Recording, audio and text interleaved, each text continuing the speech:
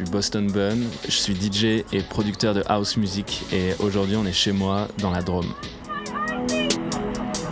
Moi, mon premier rapport à la musique, je pense, c'est surtout mon père qui avait un groupe de rock dans les années 90, tu vois, qui faisait des répètes. Ma mère, elle écoutait plus de la chanson française, du Étienne Dao.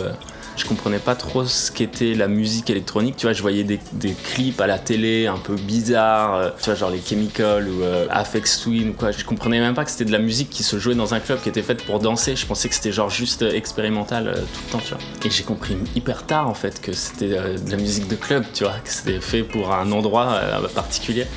Et je me suis jamais concentré sur un instrument. Et par contre, j'ai toujours aimé les ordinateurs, quoi. J'ai un rapport 100% MAO avec la musique en général. Et c'est pour ça que je fais de la musique électronique, je pense. Et après, j'ai compris que si je voulais aller quelque part et release au moins un track, c'était beaucoup plus de travail. Et c'était une vraie recherche artistique aussi, tu vois. Pas que technique, en fait. Par chance, j'ai rencontré très vite Pedro Winter qui cherchait un colloque de studio à l'époque. Et à partir de là, après, on s'est vus toutes les semaines. On a bossé ensemble. Je crois que c'était au moment des 10 ans de Headbanger que j'ai rejoint le label. C'était un rêve pour moi de signer chez Headbanger, mais je me rendais pas compte que ça allait autant starter un truc comme ça, quoi.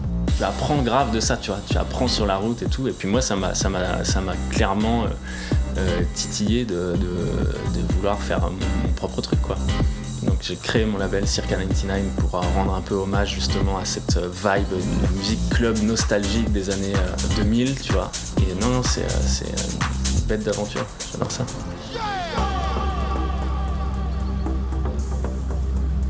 J'ai grandi pas trop loin d'ici, dans cette plaine, on va dire. Et c'est là où j'ai posé mes valises et mon studio pour les prochains mois. J'ai décidé de rentrer un petit peu au vert et venir finir surtout la musique que j'avais à finir au calme et dans la nature ici, quoi. J'ai l'impression que quand j'avais 18-19 ans que je voulais me barrer, c'était genre je vais aller dans la ville et c'est normal en fait, tu vois, c'est hyper sain d'avoir ce truc-là. Et maintenant que je suis un vieil homme, je reviens et je trouve ça hyper inspirant, c'est reposant et ça a un peu bougé quand même dans ma tête, surtout.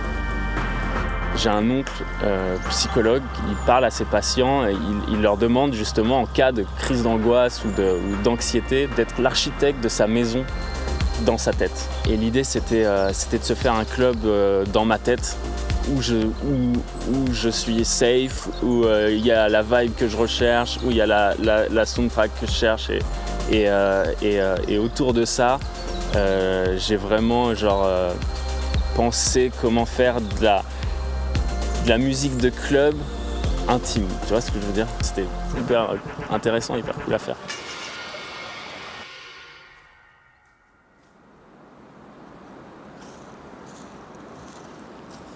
C'est juste au-dessus du studio, un petit endroit de méditation et de calme.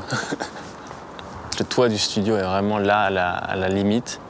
Et j'ai fait un test cette année où j'ai recouvert le toit du studio en panneaux solaires. Il y a un truc un peu cool comme ça de se dire ouais, tes machines elles sont alimentées par le soleil en ce moment, tu vois.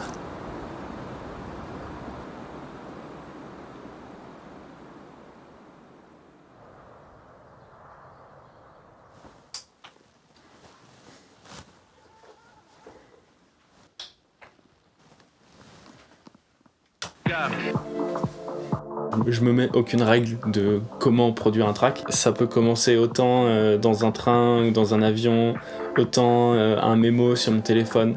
En fait, j'ai un vieux truc d'idéaliste de cette club musique un peu émotionnelle et nostalgique des années 2000, tu vois, où c'était quand même vachement candide, quoi, tu vois. C'est genre communion de tout le monde et tout le monde s'aime et le monde est magnifique, tu vois. C'était un petit peu ça à ce moment-là. Mais c'est vrai que j'ai encore ce sorte de vieux modèle de genre tout le monde tous ensemble pour toujours.